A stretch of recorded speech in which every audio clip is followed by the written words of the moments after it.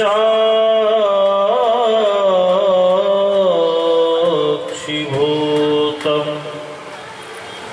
भावातीतं त्रिगुणरहितं सद्गुरुं तं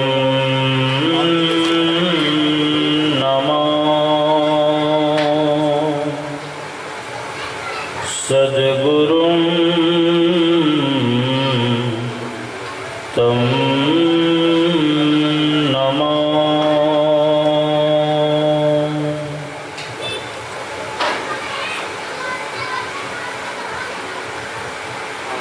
हम लोग प्रेम के साथ बुलंद आवाज में सद्गुरु भगवान की जय जयकार करें, ताकि हम सबों का अंतःकरण पवित्र हो जाए और ये वातावरण बिल्कुल शांत हो जाए। बोलिए श्री सद्गुरु, श्री सद्गुरु, श्री सद्गुरु महाराज की जय।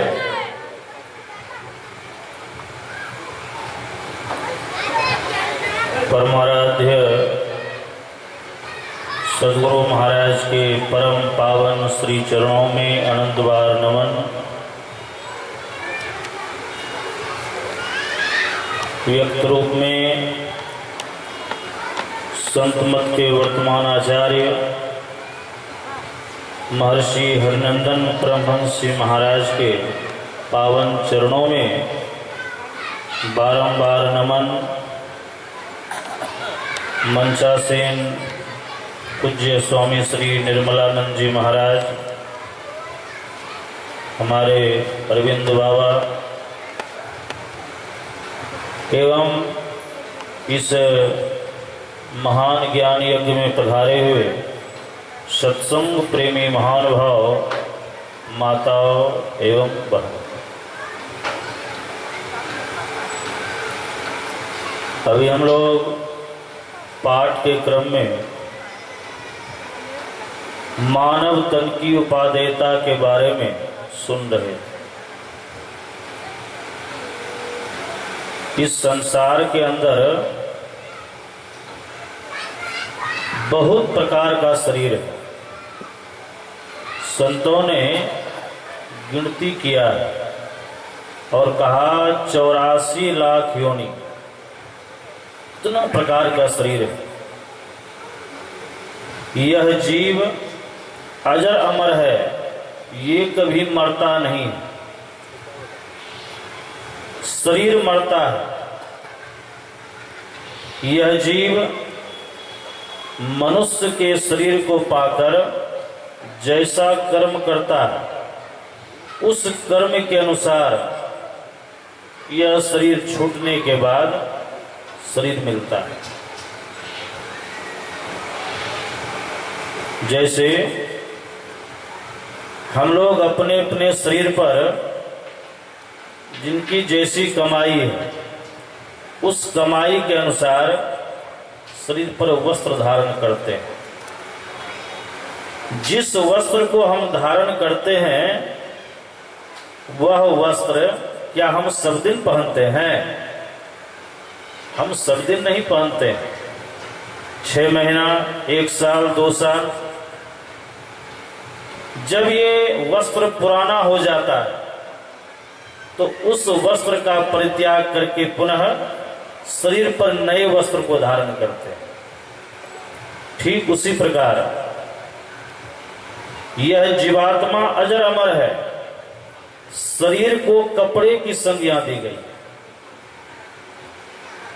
यह जीव मनुष्य के शरीर को प्राप्त करके जैसा कर्म करता है, अवधि पूरी हो जाने के बाद यदि हम किसी गुरु का भक्त बन गए, सच्चे सद्गुरु के शरण में चले गए, परमात्मा की भक्ति हमने प्रारंभ कर दी है, इस बात को हम याद रखें। जिस मनुष्य के जीवन में भक्ति का बीज पड़ जाता है, ये बीज सड़ता पसता नहीं। जब तक मोक्ष धाम में प्रवेश नहीं करा देता है, तब तक ये भक्ति का संस्कार पीछा नहीं छोड़ता। एक जन्म में हो या दूसरे जन्म में, किसी न किसी जन्म में जब तक ये भक्ति पूरी नहीं हो जाती है, ये मनुष्य का शरीर मिलते रहता है। आप कहेंगे ऐसा क्यों? तो मनुष्य का शरीर इसलिए मिलते रहता है कि परमात्मा की भक्ति जब भी कोई करेगा तो मनुष्य ही करेगा। इस मनुष्य शरीर के अलावे घोड़ा, कुत्ता, गधा, बैल बहुत शरीर है। आज तक हम आपने किसी को नहीं देखा होगा कि भगवान का भजन करता है। यदि भगवान का भजन करता तो मनुष्य शरीर का गुणगान भगवान श्री राम ने जो किया है, केवल मनुष्य शरीर का ही गुणगान नहीं होता, और भी किसी शरीर से यदि परमात्मा का भजन होता तो उस शरीर का भी नाम यहां पर आ जाता। लेकिन ऐसी चर्चा कहीं नहीं। एकमात्र मनुष्य, क्योंकि इस मनुष्य शरीर के अंदर में ही वो व्यवस्था है, वो साधन है जहां परमात्मा का भजन होता है। लेकिन दुर्लभ शरीर तो मिला है, लेकिन हम अपने रास्ते से भटक गए। संतों का जो शुभागमन होता है, भटके हुए मुसाफिर को, भटके हुए राही को, अनजान राही को सही जगह पर लाने का प्रयास, कोशिश यदि कोई करते हैं तो वो संत जन होते हैं। पूंजी तो अनमोल है, लेकिन इसे हम भजा नहीं रहे। संत कबीर साहब कहते हैं, सौदा करन को याजक आया, पूंजी लाया मूल गवाया, प्रेम नगर का अंत न पाया, ज्यों आया त्यों जावे गारे, अरे दिल गाफिल गफलत मत कर, एक दिन जम तेरे आवेगा। रास्ते से हम भटक चुके हैं। यदि हम समय के रहते हुए सही रास्ते पर नहीं आएंगे, इसका परिणाम भी हम आप सबों को भोगना पड़ेगा। वो क्या परिणाम है, कैसा परिणाम है? यदि हम अपने जीवन में बबूल का वृक्ष लगा रहे हैं और मन में ये चाहना लिए हुए हैं, ये बबूल का पेड़ जब बड़ा होगा, इसमें बड़ा बड़ा आम लगेगा, आम का फल खाएंगे। तो मन के अंदर चाहना हो सकती है, लेकिन क्या ये बात कभी पूर्ण होने वाली है? संत कबीर साहब कहते हैं कि इस जीवन को जीवन समझा, उस जीवन को सपना, रोपे पेड़ बबूल का, आम कहां से चखना, रे पंथी भूल गया पथ अपना। हम पथ भ्रष्ट हो चुके हैं, तो सही मार्ग पर कैसे आएंगे? तो संतों के ज्ञान को अपनाना पड़ेगा।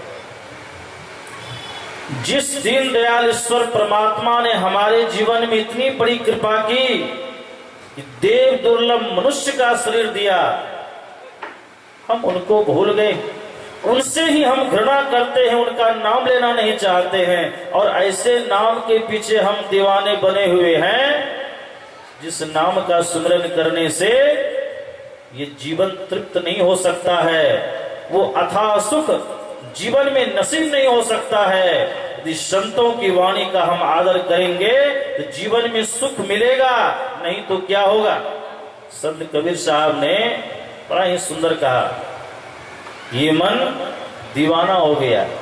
किसके पीछे? संसार के पीछे। यदि संसार के पीछे दीवाना नहीं हो करके परमात्मा के भजन में ये दीवाना होता तो शायद कल्याण हो जाता। संत कबीर साहब कहते हैं, दीवाने मन भजन बिना दुख पई। जीवन में हम सुख खोजते हैं, वो भी ऐसा सुख जो सुख कभी दुख में परिणत नहीं हो। खोज तो रहे हैं, तलाश जारी है, लेकिन हम कहां खोज रहे हैं? ऐसे जगहों में हम सुख खोज रहे हैं जहां सुख की हम चाहना कर सकते हैं, लेकिन सुख प्राप्त नहीं हो सकता है। अग्नि के ढेर पर बैठकर कोई शीतलता की कामना करे, ये कभी हो नहीं सकता। आज तक जिन्होंने भी संसार के पदार्थों में सुख खोजा, उन सब की चाहना निरर्थक ही गई, कभी जीवन में उसे सुख प्राप्त हो नहीं सका। तन धर सुखिया काहू न देखा, जो देखा सो दुखिया। संतों के वाणी से, संतों के शरण से हम दूर हैं, इसीलिए हमारे जीवन में दुख लगा हुआ। पाठ्यक्रम में हम लोगों ने यह भी सुना, कहां कहां जाकर के ये जीव दुख भोग रहा है। 84 लाख प्रकार का योनि तो हमने सुना, लेकिन 4 खानी भगवान श्री राम बतला रहे हैं। आकर 4,84,000 जोनि भ्रमत यह जीव अविनाशी, फिरत सदा माया कर प्रेरा, काल कर्म स्वभाव गुण। 4 खानियों के अंदर में ये 84 लाख प्रकार का योनि। पहला अंडज, अंडे से जो पैदा लेता है उसको अंडज कहा जाता है। जो पेट के द्वारा पैदा लेता है उसे पिंडज कहा जाता है। जो मौसम के अनुसार, गर्मी सर्दी ठंडी के मौसम के अनुसार जो शरीर आता है उसे उष्मज कहा जाता है, और जो बीज अंकुर के द्वारा जन्म लेता है उसे अंकुरज कहा जाता है। इसी 4 खानियों के अंदर में 84 लाख प्रकार का योनि। योनि तो बहुत है, ऐसा ऐसा योनि है। अभी कितना सुंदर शरीर है, कितने सुंदर शरीर है, इसको हम सजाने के पीछे लगे हुए। लेकिन संत कबीर साहब कहते हैं, यदि भजन नहीं करेंगे, कहीं ये मनुष्य का शरीर छूटा, कहीं ऊंट का शरीर मिल गया, क्या हो? छठा जन्म ऊंट का पहियो, बिन तौले बोझ लदियो। परमात्मा का भजन नहीं करेंगे, ये सुडौल शरीर कहीं ऊंट जैसे शरीर में जाकर के बेडौल हो गया, तब हमारी स्थिति क्या हो? संत कबीर साहब कहते हैं कि छठा जन्म ऊंट का पहियो, बिन तौले बोझ लदियो। ये बिन तौले बोझ क्या होता है? मैंने एक महात्मा के मुखारबिंद से सुना है, राजस्थान की तरफ बहुत ऊंट होता है, रेगिस्तान का उसे जहाज कहा जाता है। ऊंट की सवारी लोग करते हैं, और ऊंट बहुत मजबूत होता है, बहुत वजन खींचता है। ऊंट का वजन कैसे पूरा होता है, मैंने एक महात्मा सुना है। ऊंट को 4 ईंट पर खड़ा किया जाता है। 4 पैर होता है, एक एक पांव, एक एक ईंट, एक एक पांव के नीचे एक एक ईंट, उस ईंट पर खड़ा कर दिया जाता है और वजन लादा जाता है। वजन लादते लादते ऊंट का वजन कैसे पूरा होता है, तो सुन लीजिए। वजन लादते लादते जब ऊंट का पैर, उसके नीचे जो ईंट है, वो चारों ईंटा क्रम क्रम से फट जाता है, तब समझा जाता है कि ऊंट का वजन पूरा हुआ। अभी हम सबों के माथे पर भी कोई 5 किलो का वजन रख दे तो कहेंगे कि माथा में दर्द शुरू हो। यदि कहीं परमात्मा का भजन नहीं करेंगे, परमात्मा नाराज होकर के कहीं ऊंट का शरीर दे दिए तो क्या होगा? उस समय पेट में दर्द है कि माथा में दर्द है, कौन सुनने वाला? कोई सुनने वाला नहीं है। इसलिए संत जन सावधान होने के लिए कहते हैं। और ऊंट की मृत्यु कैसे होती है? कोई भी शरीर है, शरीर के साथ उम्र की सीमा बंधी हुई है। यह मनुष्य भी 50 वर्ष, 60 वर्ष, 70 वर्ष, 80 वर्ष, 100 वर्ष में जाता है, अवधि पूरी होती है और मृत्यु को प्राप्त करता है।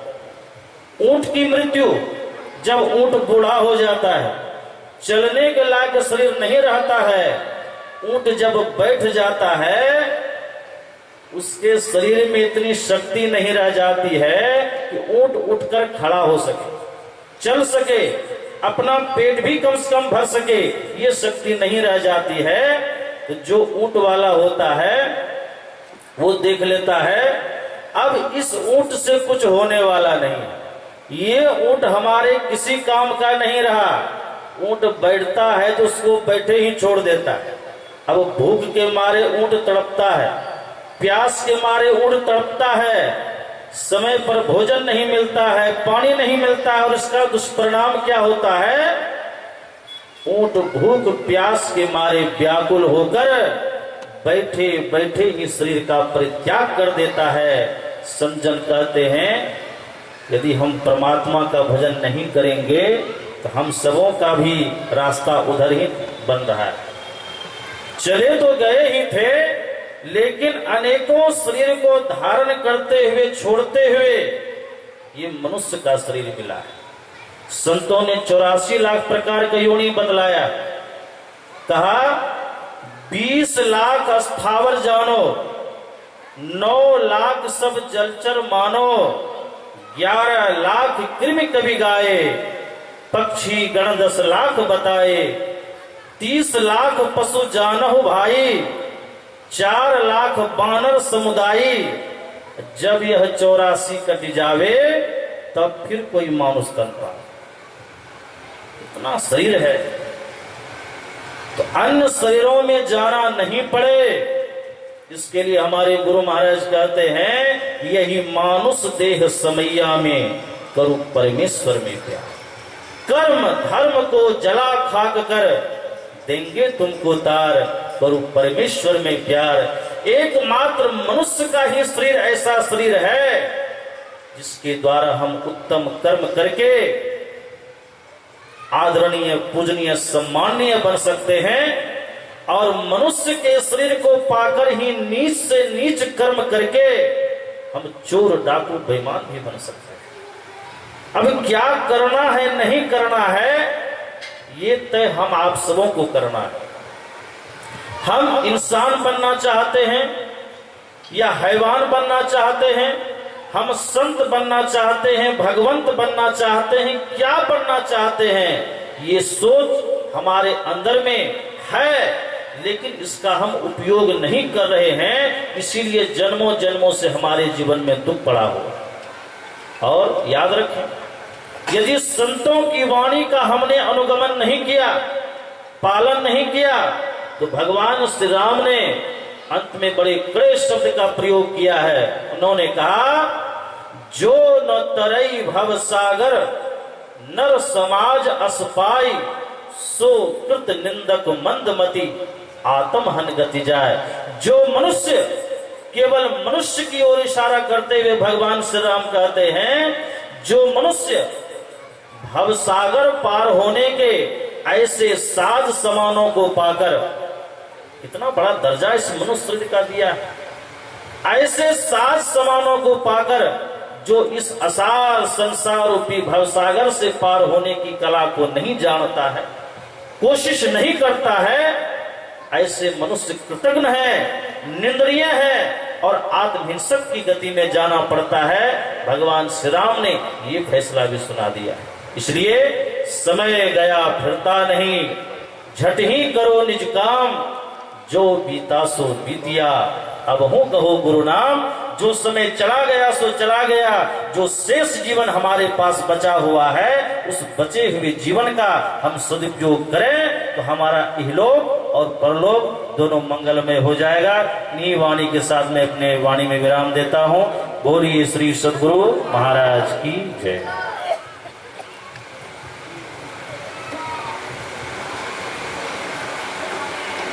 एक बार मेरा तो एक ही काम रहता है, लोगों को परेशान करना और गुरु महाराज के चरणों में जोड़ना।